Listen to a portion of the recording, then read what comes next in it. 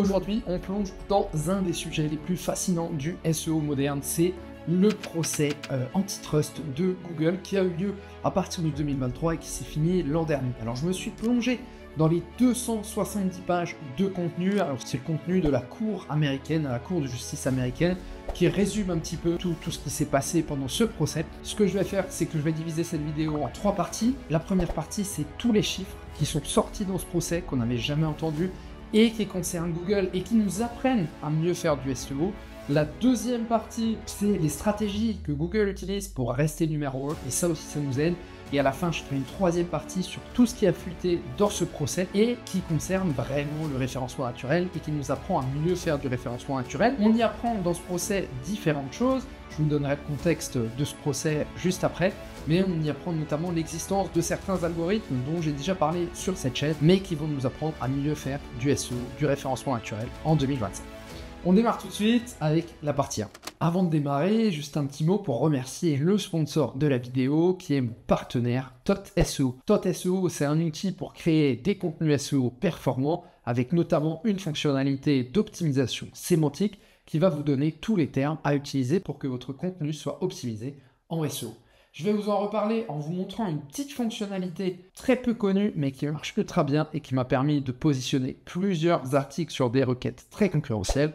On en reparle, mais avant ça, on démarre la vidéo. Partie 1, les données clés qui sont ressorties dans ce procès. Alors pour vous donner un petit peu le contexte de ce procès, c'est une plainte qui a été faite, qui a été déposée contre Google, selon laquelle Google utiliserait des méthodes anticoncurrentielles pour créer une position de monopole. Et finalement, ce qu'on reproche à Google, c'est l'abus de position dominante. Et effectivement, vous allez voir que différentes choses qu'ils ont mis en place, différentes stratégies qu'ils ont mis en place, effectivement, ça révèle un abus de position dominante. Mais je vais vous raconter tout ça de toute façon après. Pour commencer, dans ces 270 pages de procès que j'ai lus, avec mon avis un peu de référenceur, avec l'idée de trouver des informations sur le référencement naturel, mais il y a différentes données qui m'ont marqué. Alors, j'ai écrit ici sur un petit papier. Alors pour commencer, une première donnée, c'est que Google, avec le search, donc la recherche, il génère 146 milliards de dollars de revenus. Alors ça, c'est en 2021. C'est énorme, 146 milliards de dollars. Il faut savoir que Bing, donc, qui est aujourd'hui en termes de moteur de recherche le principal concurrent, on va voir un peu ce qui va se passer avec l'intelligence artificielle. Il faut savoir que Bing génère seulement 12 milliards de dollars, ce qui est déjà énorme, ce qui est déjà vraiment énorme.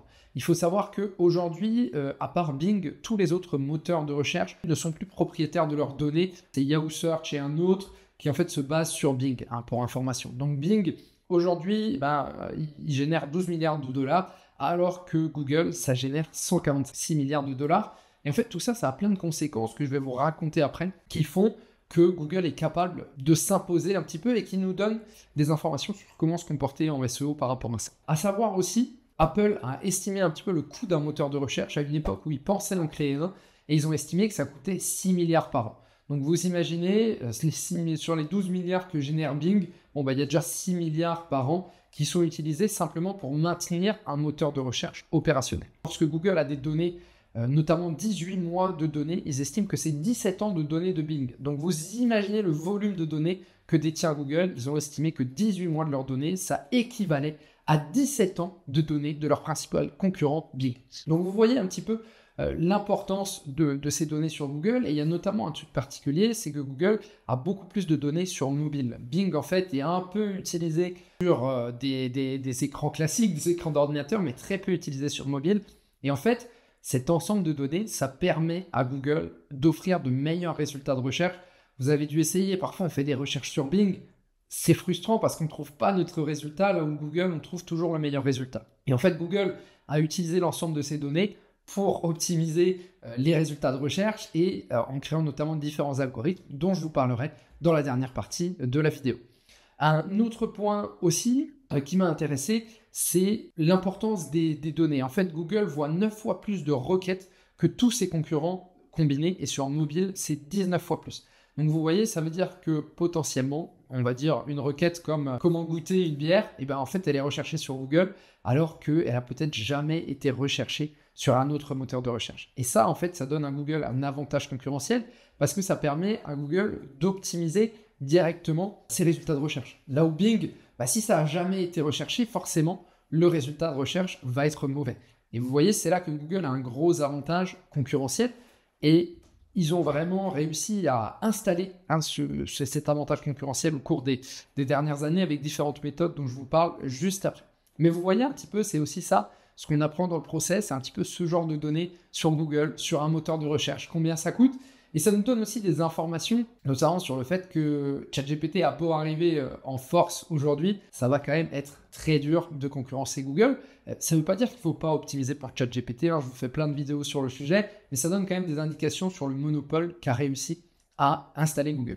Et justement, la question maintenant, c'est comment Google a installé ce monopole, et c'est justement ça qui est très critiqué, et c'est pour ça que ce procès a existé, qu'en fait, Google a utilisé beaucoup de stratégies pour rester numéro 1. Et c'est le sujet de la partie 2 de cette vidéo. Donc, partie 2, les stratégies de Google pour rester numéro 1. Alors, pour commencer, Google, il a créé des accords de distribution. Alors, c'est quoi un accord de distribution? C'est par exemple un accord entre Google et Apple pour que les navigateurs de Apple, que ce soit donc Safari, forcément, et ben en fait, ils proposent directement la recherche sur Google. En fait, vous voyez, c'est des accords qui ont coûté très cher à Google. En 2021, ça a coûté 26 milliards de dollars. C'est énorme. Donc Google paye 26 milliards de dollars à Apple, tout simplement pour que quand quelqu'un ouvre Safari, directement, ce soit le premier résultat. Alors, je corrige, je crois que c'est pas 26 milliards de dollars à Apple, mais c'est entre Mozilla, qui est un autre concurrent, Safari et autres, Google paye 26 milliards de dollars. Une autre chose aussi qui fait que Google a pu installer ce monopole, c'est la collecte des données. En fait, c'est ça la vraie puissance de Google, c'est la collecte de données. Et c'est une des choses principales qu'a révélé ce process, c'est qu'en fait, Google collecte, avec notamment Google Chrome, des millions de données, notamment pour son navigateur NavBoost. Ça, je vous en reparle un petit peu plus en détail juste après. Mais qu'est-ce que ça signifie le fait que Google collecte des données et quelles sont les données que Google collecte? Alors pour commencer, Google collecte toutes les données de sa SERP, de sa Search Engine Result Page, la page de résultats Google. Toutes les données de sa SERP, ça veut dire quoi? Ça veut dire qu'ils vont collecter les clics, sur quelle page on va cliquer. Ils vont collecter aussi potentiellement ce qui va se passer sur votre site. Est-ce qu'il va y avoir du pogo sticking, c'est-à-dire quelqu'un qui arrive sur votre site et repart directement sur la SERP ensuite. Il va y avoir aussi plein d'autres petites choses de ce genre-là que Google va collecter. Ça signifie différentes choses. Une première chose, c'est que si vous essayez de vous positionner sur un mot-clé très recherché, Google va crawler votre page plus souvent, parce que Google sait que ce mot-clé est très recherché.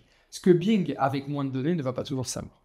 Ça signifie une deuxième chose aussi, c'est que lorsque vous visez un nouveau mot-clé, Google sera souvent le premier à savoir comment vous positionner, parce que c'est Google qui a le plus de données. Une troisième chose, ça signifie aussi que moins il y a de données sur une requête, plus vous pouvez vous positionner facilement.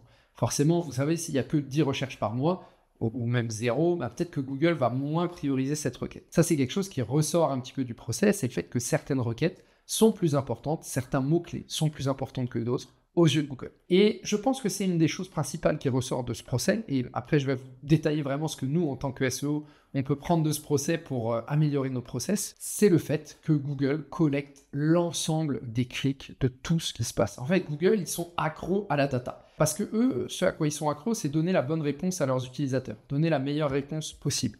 Et donc forcément, ça, ils le font avec la data.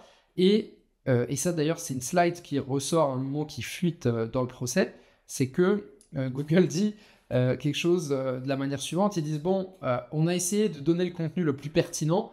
En fait, c'est pas toujours ce qui marche le mieux. En fait, ce qui marche le mieux, c'est de mettre le contenu qui a le plus de trafic. Si un contenu est préféré aux autres par les utilisateurs, c'est celui qu'on mettra en avant, même si ce contenu n'est pas le plus pertinent.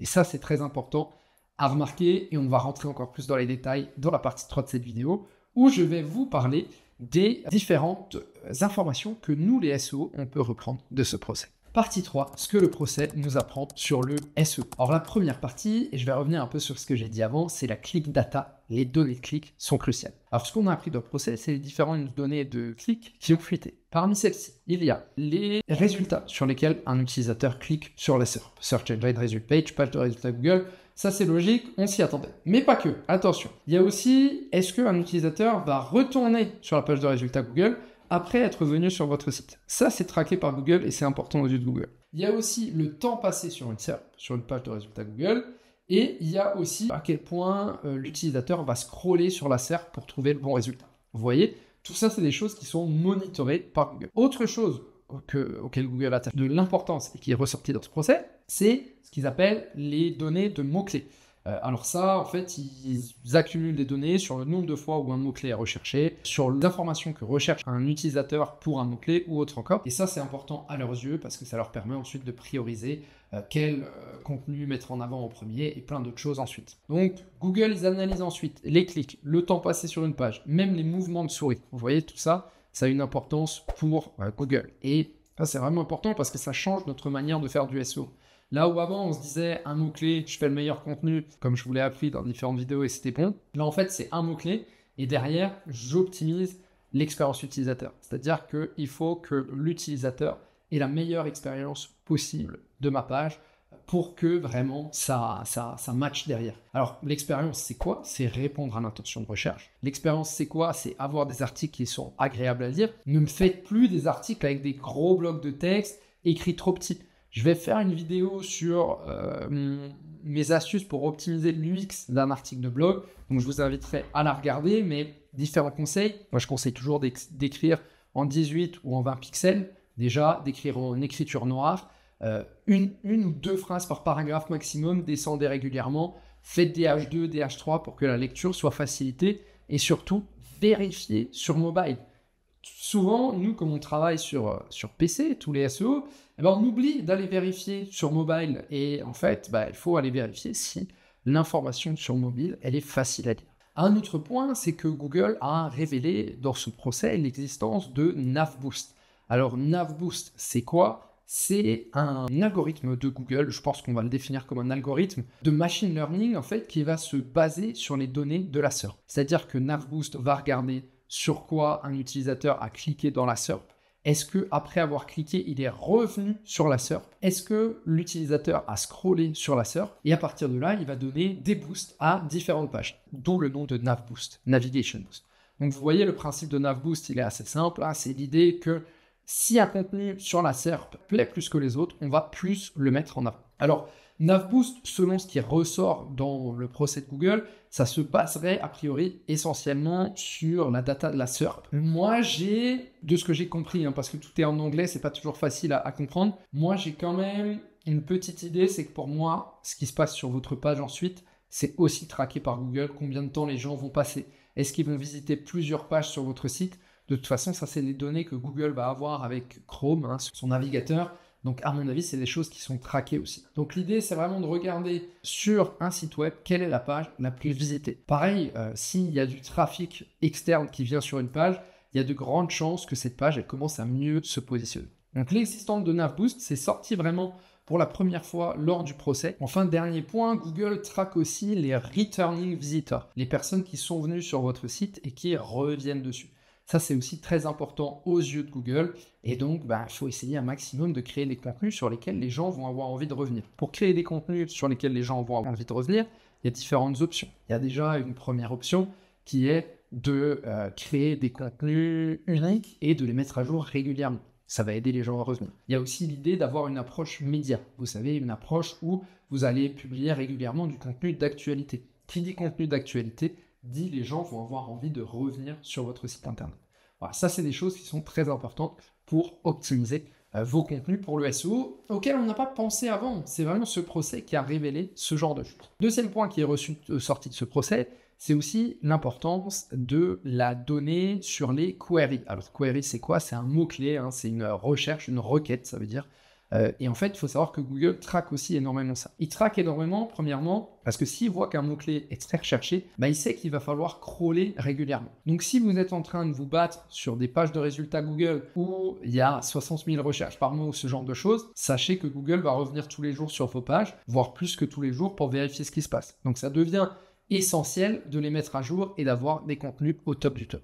Pareil, il y avait un chiffre qui m'avait marqué dans ce procès, c'est que 93% des requêtes long train sont vues uniquement par Google. C'est-à-dire qu'il y a 93% des requêtes de long train que Bing ne va jamais voir. Donc, si vous avez cette petite idée dans votre tête que ça vaut le coup de créer un mot-clé, même si les outils de mots-clés n'indiquent rien, allez-y, parce qu'en fait, c'est des informations que seul Google va pouvoir avoir. et que même des outils de mots-clés comme SEMrush ou Ahrefs n'auront pas. Vous voyez, là, ça le dit littéralement que c'est très important à ce niveau-là. Donc, les requêtes de longue traîne, très important, grosse opportunité. Et en plus, vous dire que c'est des mots-clés que vos clients prononcent, allez-y, n'hésitez pas, même si vous voyez qu'il n'y a pas de recherche dans les résultats des outils de mots-clés. Enfin, je voulais aussi revenir sur deux autres choses des signaux de classement qui sont revenus sur Google. Le premier, c'est l'importance des QBST, ça veut dire Query Based Salient Terms. En gros, ce principe, c'est tout simple, c'est un peu le principe de ce qu'on appelle en français souvent la sémantique. C'est qu'en gros, lorsque vous voulez viser un mot-clé, Google va s'attendre à voir plein de mots-clés similaires. Donc si vous visez équipe de France de football, Google s'attend à voir dans votre texte d'autres termes similaires comme Kylian Mbappé ou Didier Deschamps, par exemple, parce que c'est logique, c'est les protagonistes principaux de l'équipe de France de football. Et pour ça, je vous invite à jeter un œil sur le sponsor de cette vidéo, c'est TOTSEO. TOTSEO, c'est un outil d'optimisation sémantique. En fait, TOTSEO, ce qu'il fait, c'est tout simple, c'est que quand vous allez vouloir viser un mot-clé, vous lui donnez, et lui, il va vous donner tous les termes similaires qui vont vous aider derrière à optimiser pour ce mot. Donc, allez vraiment faire un tour. En plus, vous avez 15% de réduction à vie avec le code lettre SEO qui s'affiche juste en dessous. Pourquoi lettre SEO? Parce que c'est le nom de ma newsletter à laquelle je vous conseille de vous abonner aussi. Conclusion. Ce que ça signifie pour l'avenir du SEO. Il y a une première chose que ça signifie, c'est l'importance des signaux utilisateurs. Là où avant, c'était juste créer du contenu, faire des backlinks, maintenant il y a un peu un nouveau pilier. Et ce pilier, c'est les signaux utilisateurs. C'est créer une expérience unique sur votre site web. C'est réussir à augmenter les clics depuis la SERP. Comment augmenter les clics depuis la SERP? Un meta title de qualité. Derrière, réussir à avoir une expérience utilisateur unique, c'est-à-dire que les gens vont venir sur votre site, ils vont le lire, ils vont prendre plaisir à lire votre article, vous allez répondre à leurs questions, à leur intention de recherche, ce genre de choses. Troisième point aussi, c'est que la longue traîne est toujours aussi importante, parce que plus vous faites des contenus de longue traîne, mieux vous répondez à l'intention de recherche. Voilà, ça c'est 3 points déjà avec ça qui sont ressortis du procès et qui vont grandement améliorer vos contenus. On se retrouve très vite. Ciao, ciao.